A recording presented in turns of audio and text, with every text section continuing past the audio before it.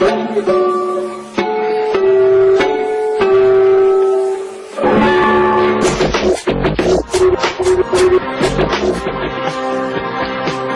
la unidad todos, en la unidad nada, algo de que hacía alusión hace minutos nada más Marina Arismendi. Deja planteado algo este testimonio, la llegada sobre todo al exilio, justamente a la Unión Soviética, y en ese momento, y se los pregunto a los dos, capaz que Marina es parte interesada en esta cuestión, pero sería bueno que hablaran los dos sobre esto. Se plantea en ese momento una historia oculta, entre comillas, en la vida de Arismendi sobre la liberación, que duró 8 meses, la prisión de Roy Arismendi por parte de la dictadura. Se ha planteado históricamente como una especie de historia oculta si fue una negociación entre la Unión Soviética y el Uruguay mediante el comercio de la carne entre ambos países, si Arismendi, de alguna manera, que lo han dicho muchísimas versiones, sobre todo en los partidos blancos y colorado, y también de la dictadura en su momento, negoció los ficheros de los militantes comunistas a cambio de su liberación. ¿Qué hay de esto? Yo jamás lo investigué a fondo. Yo estoy trabajando sobre la historia del Partido Comunista desde el 85 para adelante. Pero las dos versiones circulan, ¿no? No digo adentro del Partido Comunista, pero probablemente fuera del Partido Comunista son versiones que se manejan. En cuanto al tema del canje de la liberación de Arismendi por los ficheros, me parece una locura. Me parece una locura de punta a punta, ¿no? La otra historia, a ver, ¿hasta qué punto presionó la Unión Soviética por la liberación de Arismendi y qué herramientas manejó para presionar sobre el gobierno uruguayo de la época, sobre la dictadura, para facilitar el objetivo de liberar a Arismendi? No lo sabemos. Seguramente la presión fue muy grande. Seguramente la presión de la Unión Soviética a favor de la presión política, diplomática, comercial, seguramente los soviéticos presionaron y ofrecieron mucha cosa para facilitar la salida de Arismendi. Desde luego, fue así, se negoció entre los dos gobiernos, entre el gobierno soviético y el gobierno uruguayo, la liberación de Arismendi por carne. No sé, no tengo ni idea. Claro, no tengo ni idea. La presión sin duda fue grande, y si la presión no hubiera sido tan grande, Arismendi no hubiera sido liberado 8 meses después de haber sido detenido, ¿no? Marina. Yo quiero aclarar una cosa. Puedo no estar informada, pero la dictadura dijo esas cosas. Blancos y colorados, yo nunca supe de representantes democráticos de los partidos tradicionales que hayan usado semejante argumento. A lo mejor estoy mal informada.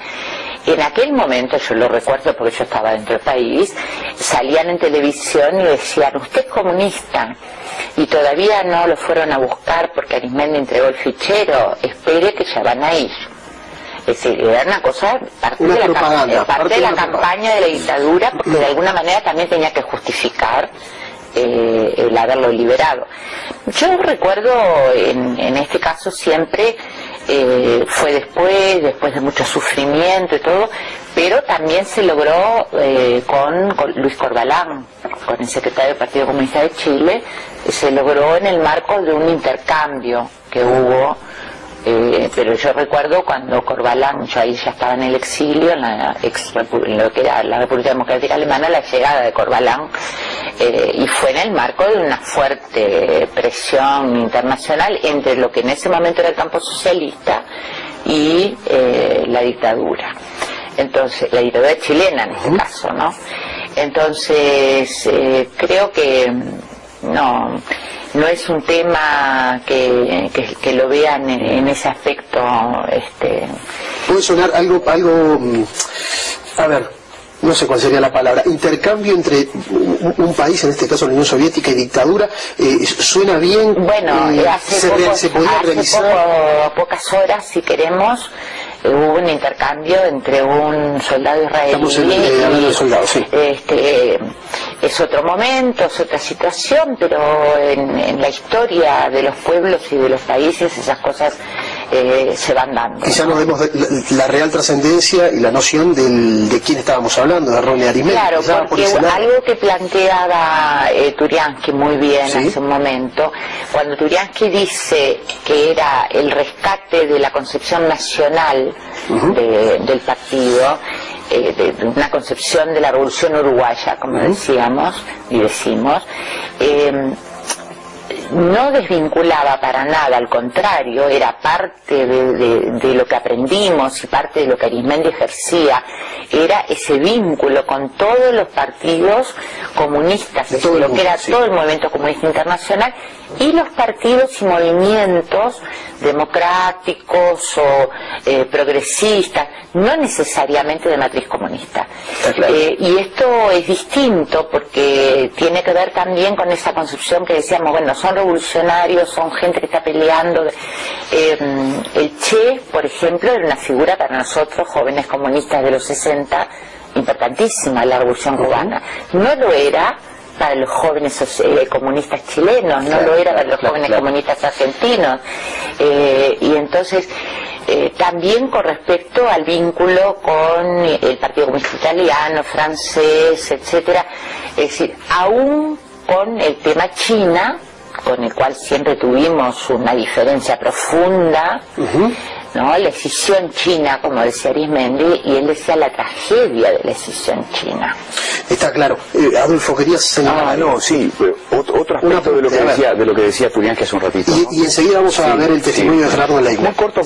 Muy corto, pero me parece importante porque varios entrevistados, y entre ellos Turiansky, rescatan el Arizmendi intelectual, ¿no? Sí. El Arizmendi pensador.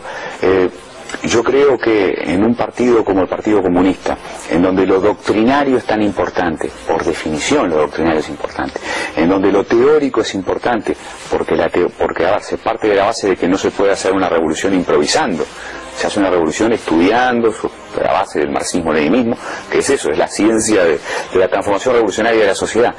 En un partido de este tipo no puede sino haber un dirigente que tenga características de líder intelectual.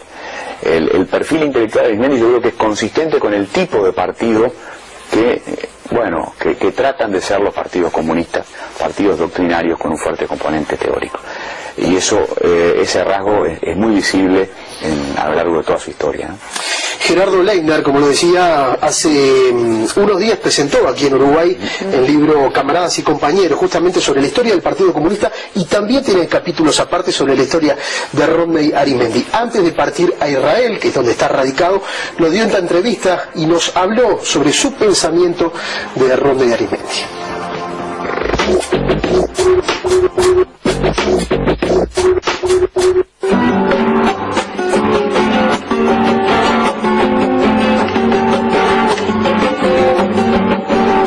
Es un constructor o reconstructor del Partido Comunista, un líder, un dirigente que ha logrado convertir a un partido que había sido muy marginal en la vida política del Uruguay, que se había convertido a comienzos de los años 50 en una pequeña secta, logra sacarlo de esa dinámica. Él, junto con otros dirigentes de peso, Enrique Rodríguez, Alberto Suárez y otros más, pero él encabezando el proceso, y lo convierte en un partido de masas, escuchado por su talla intelectual y por su habilidad política, escuchado por los dirigentes más altos del movimiento comunista internacional, incluso en la Unión Soviética, una persona que llegó en su momento, en momentos críticos de la relación entre Cuba y la Unión Soviética, a mediar. Estamos hablando del año 67, conferencia de Olas, auge de movimientos armados en América Latina, choques muy fuertes entre la Unión Soviética y Cuba, y era un tipo una persona que tenía posiciones propias, a veces enfrentadas o distintas, evidentemente distintas a las posiciones que tenían o los pensamientos que tenían los soviéticos en relación a América Latina, diferentes a la estrategia que propiciaba en aquel momento Fidel Castro, pero que era suficientemente respetado como para ser tomado en cuenta. Yo creo de que el Partido Comunista sí logra despegar electoralmente en forma limitada a través de los frentes que va creando, y lo que crea principalmente es una dinámica de creación de frentes electorales que van más allá del partido. O sea, y eso también perdura. O sea, el Frente Amplio es producto de una concepción de creación de frentes electorales que trascienden a lo que eran los viejos partidos de izquierda, muy cerrados cada uno y compitiendo uno con el otro, el Partido Comunista, el Partido Socialista, o luego más adelante el Partido Demócrata Cristiano, y la configuración de frentes en los cuales, a pesar de las diferencias doctrinarias, se ponen por encima las coincidencias programáticas y se puede avanzar. Entrar en el Martiel, ya nada le iba quemando, pues se le estaba explotando, y en eso llegó el Fidel. Y se acabó la diversión, que frente de izquierda es tratar. Y se acabó la diversión, que frente de izquierda es tratar. Es que aquí piensan seguir, jugando a la democracia, y el pueblo que en su desgracia se termine de morir, y seguir de modo la mentira como norma, sin cuidarse ni la forma, y en eso llegó el Fidel. Más allá de eso, es cierto de que, al menos a mi forma de ver, el Partido Comunista, su estrategia es derrotada con la instauración de la dictadura, su estrategia revolucionaria, porque lo que se pretendía no era solamente tener eso, sino se pretendía realmente realizar una revolución. Y se acabó la diversión, de frente de izquierda es tratar. Y se acabó la diversión, de frente de izquierda es tratar. Quien dijo que hay que aguantar la injerencia americana, sin un tajo a la cubana, es tan fácil de cortar. Los avisos del montón que los diarios publicaban, a ninguno se engañaban, y en esto llegó el Fidel.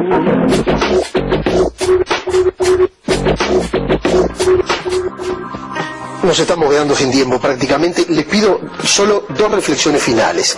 Primero que nada, Adolfo, gracias por la presencia obviamente aquí en el programa. ¿El Partido Comunista hoy consideras, muy cortito te lo pido, consideras que conserva el pensamiento de Arismendi? Sí, yo pienso que sí. Sí. Yo pienso que sí, básicamente sí. Es un partido comunista que bueno...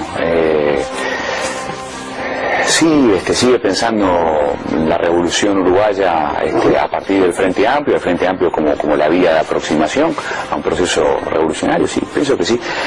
De todas maneras contrasta con el Partido Comunista del tiempo de Arismendi en esos choques y encontronazos que tiene 2x3 con el propio Frente Amplio.